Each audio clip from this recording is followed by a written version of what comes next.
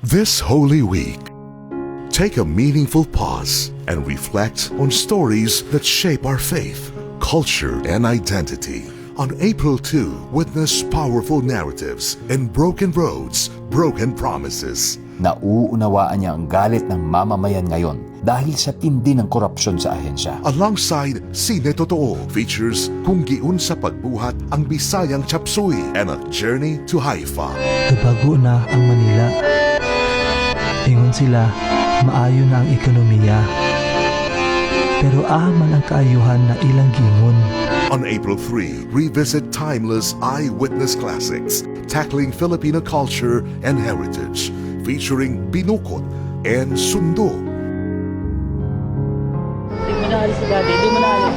Nakakalungkot na masaya pero walang ibang choice para mas mahalaga ang buhay. Plus, witness the inspiring story of General Emilio Aguinaldo and the film Gusto Nang Umuwi ni Joy. Ano ang nais mong itawag sa'yo sa kilusan?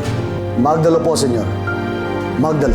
And on April 4, honor the legacy of Filipino heroes with eyewitness classics, Juan Luna sa Paris and Ang Huling General. Kapapanalo lang noon ng gintong medalya sa prestigyosong kompetisyon sa Espanya, ang pinakamalaki at pinakatanyag na obra ni Luna, ang Spoliario. Together with Sine Totoo's Walang Rape sa Bundok. So doon namin na-realize na baka itong move namin na i-revalidate yung study ni Ma'am June could be actually a generation too late.